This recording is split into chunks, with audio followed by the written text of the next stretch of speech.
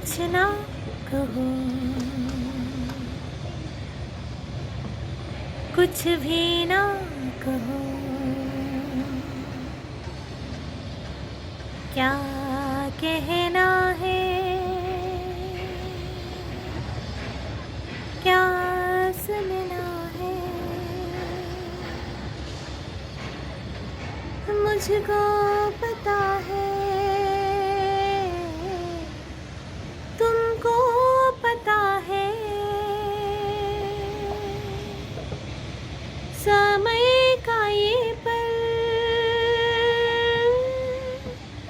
थम सा गया है और इस पल में कोई नहीं है, बस एक मैं हूँ, बस एक तुम हो, कुछ ना कहो, कुछ भी ना कहो, क्या कहना है, क्या सुनना है, मुझको पता है, तुमको पता है,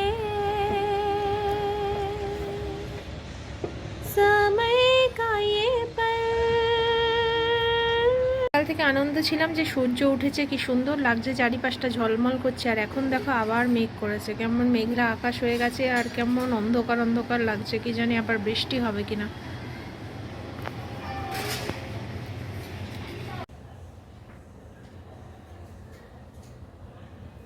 আজকে যখন ব্লগটা বানাচ্ছিলাম তখন বসে বসে ভাবছিলাম মানুষের জীবনে চাহিদার কোনো শেষ নেই। আমাদের কাছে যখন যেটা থাকে তখন আমাদের কাছে সেটা খুব তুচ্ছ মনে হয়, আর যেটা থাকে না আমরা সেটার দিকেই মানে ধাবিত হই বা দৌড়াতে থাকি। যখন মানুষ ভাড়া বাড়িতে থাকে তখন মানুষ চায় সে যেন একটা ছোট্ট হলেও জমি কিনে নিজের মাথার ছাদ বানাতে পারে। আবার যখন মানুষ ছোট্ট একটা বাড়ি করে তখন সেভাবে যে সে কেন একটা বড় বাড়ি করতে পারছে না বা একটা বড় ফ্ল্যাট কিনতে পারছে না, তখন সে সেটা চেষ্টা করে।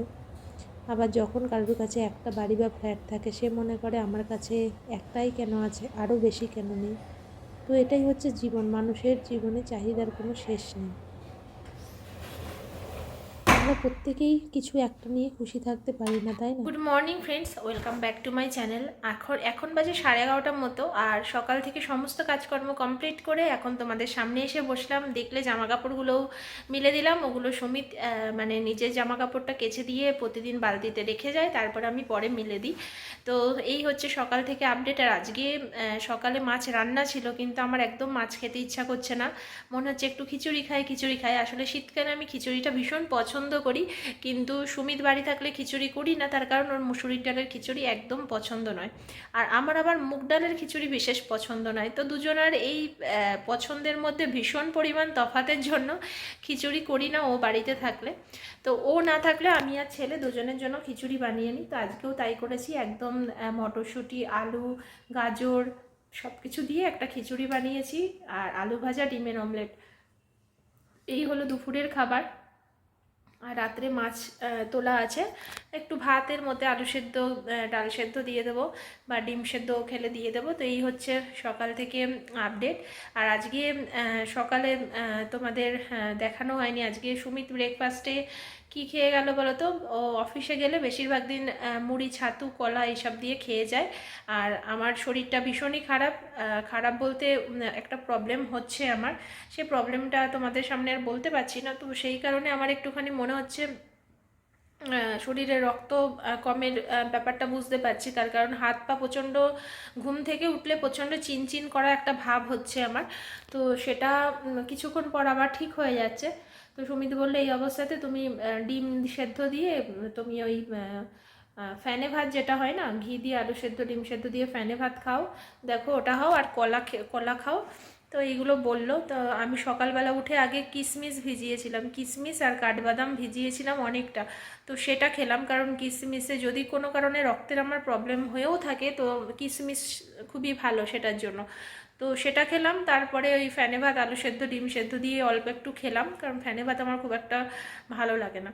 তো সেই খেলাম, আর কলা এখনও খাইনি। তো এবার করে সব কাজকর্ম করে এবার বসে আছি। সকাল থেকে মনটা বেশ আনন্দ লাগছিল রোদ দেখে, এখন মনটা ঠিক আকাশের সাথে সাথে আমার মনটাও কেমন দুঃখ লাগছে, কারণ রোদ আসছে না।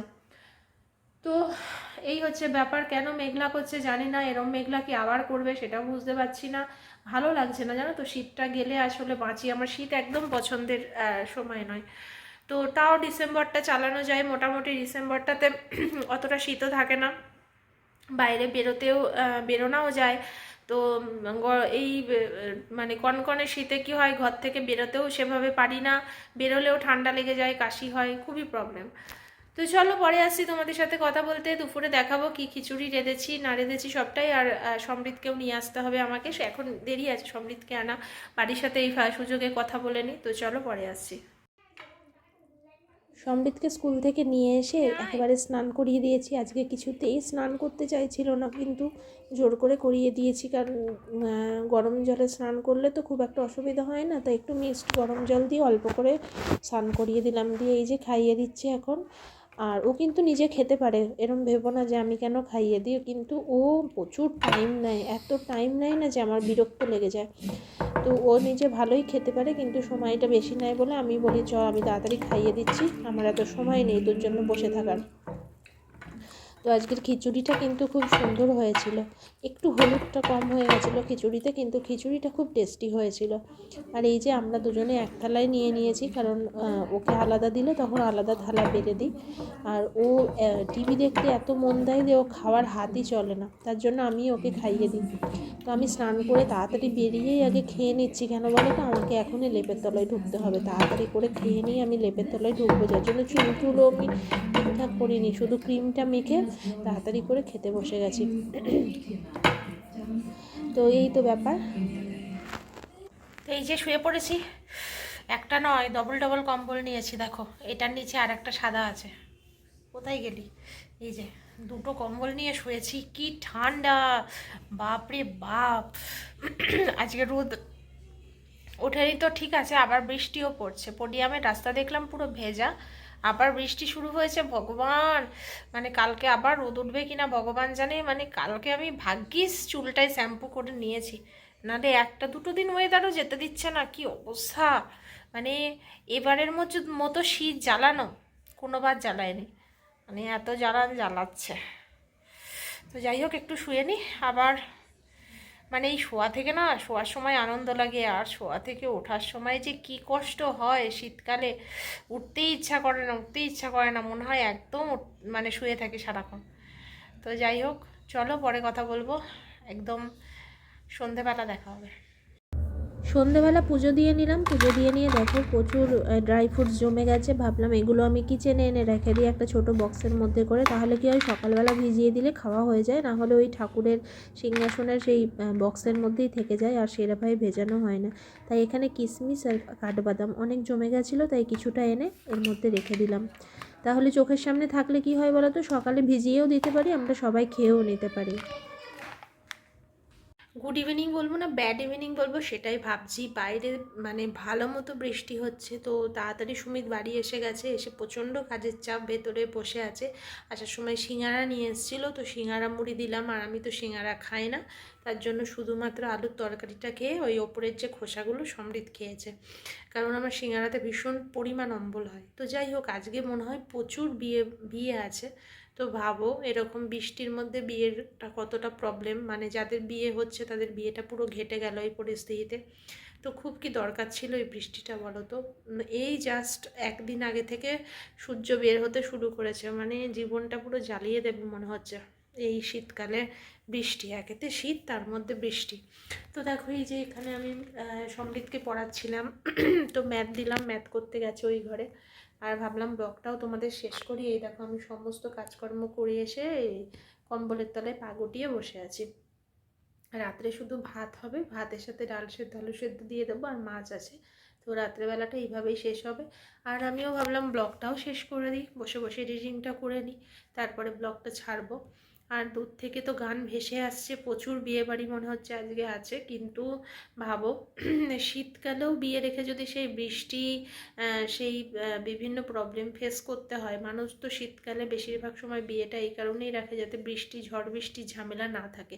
তো এই শীতকালেও যদি ঝড় বৃষ্টির ঝামেলা পোয়াতে হয় তাহলে কেমন অশান্তি বলো তো। আমার দিদির বিয়ে হয়েছিল 26শে জানুয়ারি। তো এই 26শে জানুয়ারির দিনকে মানে তোমরা চিন্তা করতে পারবে না, এত বৃষ্টি, এত বৃষ্টি হয়েছিল। মানে বৃষ্টিতে আমাদের বাড়ির ভেতরে পুরো কাদা জমে গেছিলো, শেষে গাড়ি করে বালি এনে ফেলতে হয়েছিল। আর সেই জুতো পরে লোকজন তো বিয়ের মধ্যে, বুঝতেই পারছো, কেউ জুতো খুলতে চায় না জুতো হারিয়ে যাবে বলে। সেই জুতো ভরে লোকের মানে বারান্দায় উঠে পড়ছে, ঘরে উঠে পড়ছে, সারা বিয়ের মানে রাত্রেবেলা সেই ঘরের পুরো ভেতর পুরো বালিতে বালি। আর আমার বিয়ে হয়েছিল একদম ভরা শ্রাবণ মাসে, 9ই শ্রাবণ। 9ই শ্রাবণ আমার বিয়ে হয়েছিল। বিয়ের আগের দিন রাতে খুব হালকা হালকা একটু বৃষ্টি হয়েছিল, যখন আমাকে মেহেন্দি পরাতে এসেছিল এই সময় হালকা হালকা বৃষ্টি হয়েছিল। আর সুমিত বৃষ্টি ফেস করেছিল কল্যাণীতে, মারাত্মক পরিমাণ বৃষ্টি হয়েছিল। তো সেই বৃষ্টিতে কী হয়েছিল, সাজানো যে গাড়িতে যত গোলাপ ফোলাপ ছিল, এত বৃষ্টির তোড়ে সমস্ত উড়ে গেছিলো। কিন্তু কল্যাণীর পর থেকে আমাদের বাড়ির দিকে কোনো বৃষ্টি হয়নি। বিশ্বাস করতে পারবে না, এক ফোঁটা বৃষ্টি ছিল না, পুরো শুকনো। শ্রাবণ মাসে পুরো আমি শুকনোতে বিয়ে করেছি। কিন্তু কল্যাণীর দিকে ধরো যাদের বিয়ে হয়েছে তাদের প্রচুর পরিমাণে বৃষ্টি ফেস করেছে। কিন্তু আমার লাকটা সেদিনকে ভালো ছিল যে সেদিনকে আমার বৃষ্টি একদমই ছিল না। কিন্তু ওরা যখন গাড়ি নিয়ে ঢোকে, পুরো গাড়ির একদম কোনো সাজানো ছিল না, পুরো শুধু গাড়ি নিয়ে এসে ঢুকেছিল, পুরো গাড়ি একদম বৃষ্টিতে পুরো ধুয়ে গেছিল। তা এই হচ্ছে অবস্থা। মানে শীতকালে বিয়ে করলেও যে তুমি বৃষ্টি ফেস করবে না তেমন নয়, কপালে থাকলে মানে জ্বালাতন সহ্যই করতে হবে, এরকম আর কি ব্যাপার। তো চলো টাটা, এখানে গুড নাইট দিয়ে ব্লগটা শেষ করছি, এডিটিং করতে হবে। তো আজকের মতো টাটা।